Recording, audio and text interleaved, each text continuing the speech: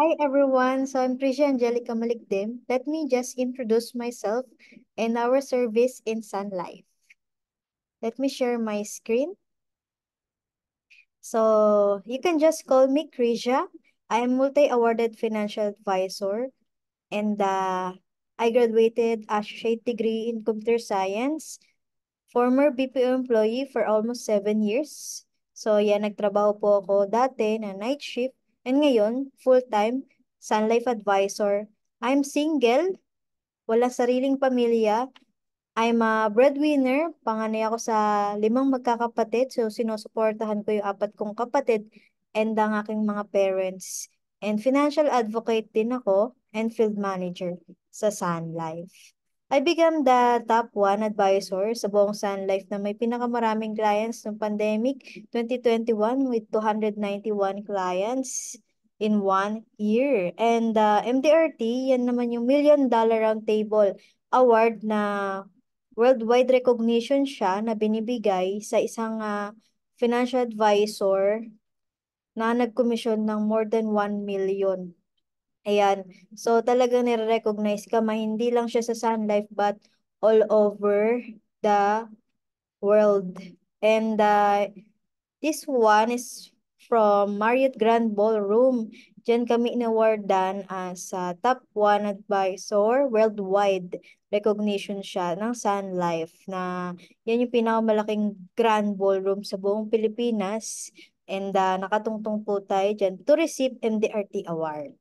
And in Sydney, Australia, ayan, nag-aral po ako ng 4 days training ng global conference ng MDRT para mas marami po akong matutunan and mas makapagbigay ako ng value sa mga clients and to be better financial advisor for them and to build my credibility as financial advisor.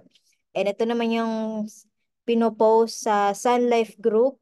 Nirarank kami based sa number of lives na nasisecure namin. So, lagi po akong rank 1. And at the same time, sinishare ko din yung knowledge and skills ko sa iba pang mga advisors, no? Para sila din po ay maging magaling. At hindi ko po sinasarili yung aking knowledge. Sinishare ko po talaga sa iba.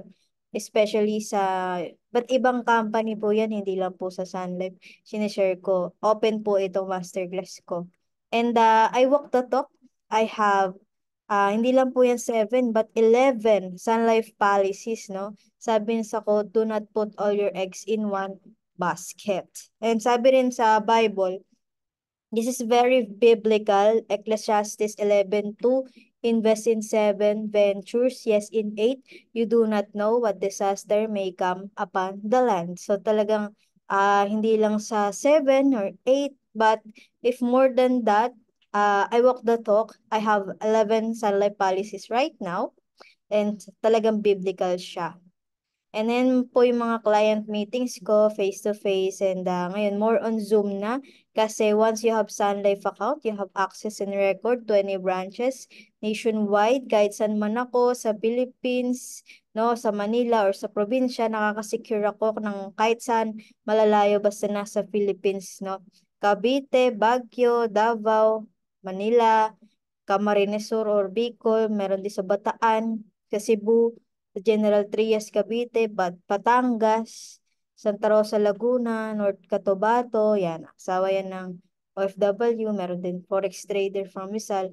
And then I experienced this, so one of my clients na nag-pass away, ang total payment niya lang 7,400, ang total na claim ng kanyang housewife or beneficiary and yung 4 children is yan paghati nila 753,000 plus. Kasi dito sa Sun Life, at least 3 months advance to start. So, this is client, 40 years old, father of 4, na kumuha siya ng Sun Life niya November 10, 2021, December 20, 2021.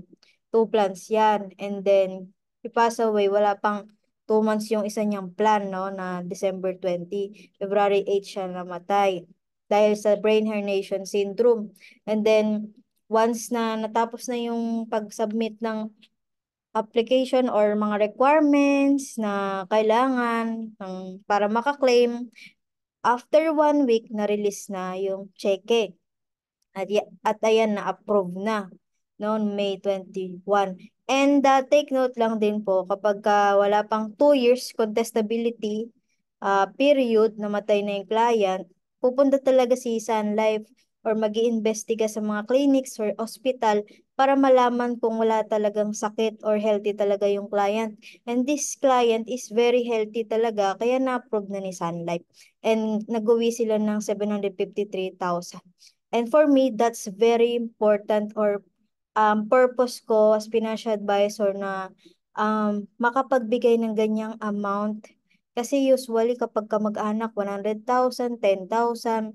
Pero ako na stranger, kaya ko pala mag-abot ng ganyang kalaki with the help of Sun Life. Kaya I'm truly honored and advocacy ko talaga to pagiging financial advisor na makatulong sa pamilya mga naiwan at mas prepare sila sa future security in the future. And then, ito pa yung death benefit claim na 22 million o 22.9 million. Ang total na nabayad niya lang is 4.9 million. Nagbabayad siya ng 700,000 yearly. This is business owner. Nagka-heart attack.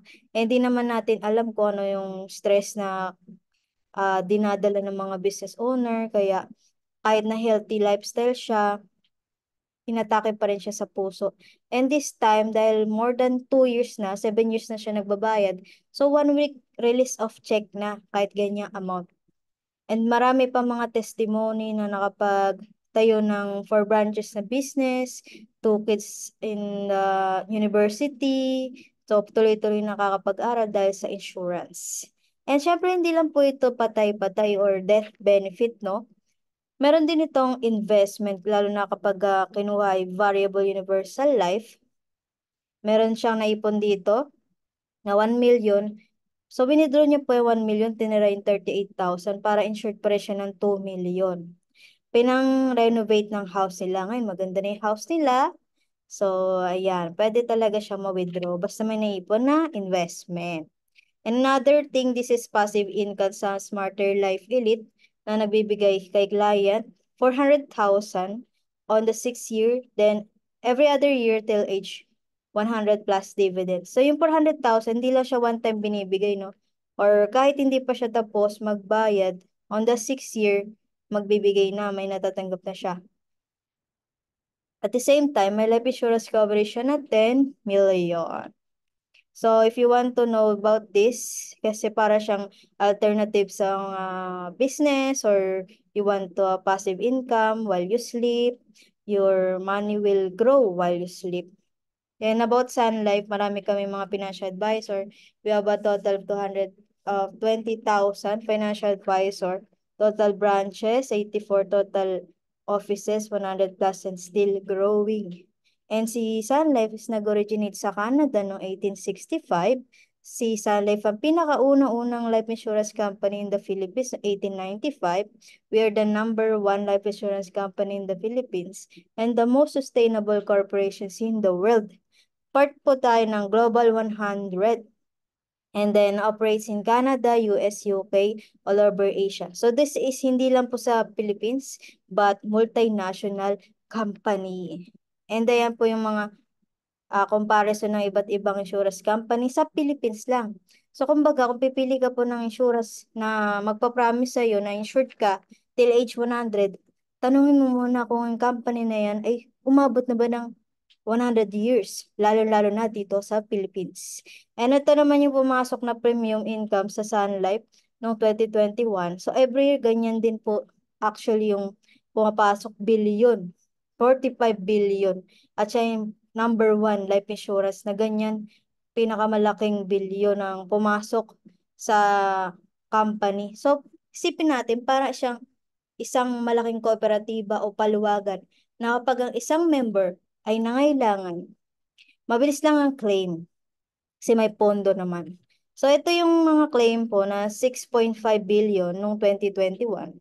Kung may pumasok na 45 billion at may lumabas na 6.5 billion, mga nasa 39 billion ang natira kay Sun Life. So may pondo pa rin. Every year, ganyan.